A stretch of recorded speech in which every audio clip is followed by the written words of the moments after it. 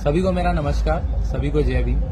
मैं आप लोग से आज बात कर रहा हूँ यूजीसी की नई गाइडलाइंस के बारे में। मैं इसके बारे में हो सकता है ना बोलता, कुछ भी ना बोलता, पर मैं 2-3 दिन से देख रहा हूँ जब से गाइडलाइंस रिलीज हुई हैं तो मुझे स्टोरीज दिखाई दे रही हैं, स्टेटस दिखाई दे रहे हैं लोगों के, जिसमें लोग इनको क्रिटिसाइज कर रहे हैं। और मैं ये सोच रहा था कि यार इसका क्रिटिसिज्म क्यों, मैंने पढ़ के देखा उन गाइडलाइंस को। तो मैं आज की तारीख में देखता हूँ जब हम लोग जिस तरह के समाज में रहते हैं उसमें हम लोग यूनिवर्सिटीज में पढ़ने जाते हैं, कॉलेजेस में पढ़ने जाते हैं, तो वहाँ पे तरह तरह का डिस्क्रिमिनेशन लोगों को फेस करना पड़ता है। लोगों को उच्च पदों पर जाने नहीं दिया जाता है, उसमें एक प्रमोशंस में रुकावट आती है, उसमें उनको पढ़ाई में दिक्कत आती है, डिस्क्रिमिनेशन होता है, भेदभाव होता है, लोगों को हर तरह की दिक्कत आती है, बच्चों को हर तरह की दिक्कत आती है। और एक पर्टिकुलर तबका ही ऊपर तक पहुंच पाता है, एक पर्टिकुलर तबका है जो हायर स्टडीज तक पहुंच पाता है, और वो पर्टिकुलर तबके का कब्जा हर एक उस ऊंचे पद पर है जो यूनिवर्सिटी में होता है, चाहे वो डीन हो, एचओडी हो, प्रॉक्टर हो, प्रोफेसर हो, असिस्टेंट प्रोफेसर हो, कोई भी पद हो, उन सब पे उनका कब्जा रहता है। और उसके बाद हम देखते हैं जब इस डिस्क्रिमिनेशन को कम करने के लिए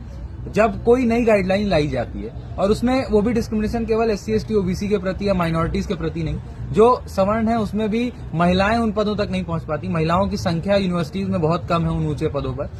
तो जब पोजीशन ऑफ पावर में वो लोग नहीं पहुंच पा रहे हैं, उसके बाद हम देखते हैं जब यूजीसी कोई गाइडलाइन लाती है उस डिस्क्रिमिनेशन को एंड करने के लिए, कम करने के लिए, तो मैं देखता हूं उसका विरोध जारी होता है, उसके विरोध में लोग उतरते हैं। और मुझे लगता है, ये मैं पहले भी बोल चुका हूं, और ये भारत की पुरानी आदत है, जब हम लोग कोई अच्छा बदलाव लाते हैं, जब हम लोग किसी गलत चीज का विरोध करते हैं, गलत चीज को खत्म करने की कोशिश करते हैं, तो हमारे यहाँ हमेशा विरोध होता है, समाज उसको कभी अच्छे से एक्सेप्ट नहीं करता। और मुझे लगता है कि यहीं पे हमारा अंतर हो जाता है भारत में और बाकी प्रगतिशील देशों में, जहाँ पे डेवलपमेंट के नाम पे कोई गलत चीज का विरोध होता है, डेवलपमेंट के नाम पे कोई गलत चीज है, कोई कुरीति है, उसको खत्म किया जाता है। पर भारत में बहुत पुराने टाइम से, चाहे वो सती प्रथा हो, चाइल्ड मैरिज हो, जब जब भारत में उन चीजों का विरोध हुआ, किसी गलत चीज को, डिस्क्रिमिनेशन को एंड करने की बात हुई, तब तब हमने देखा कि यहाँ विरोध हुआ। हमने देखा कि जब सती प्रथा एंड हो रही थी, ब्रिटिशर्स के अगेंस्ट जो हम लोग का रिवोल्ट हुआ, जो क्रांति हुई अंग्रेजों के अगेंस्ट, वो क्रांति भी इसीलिए हुई क्योंकि हमारे धर्म त्योहार में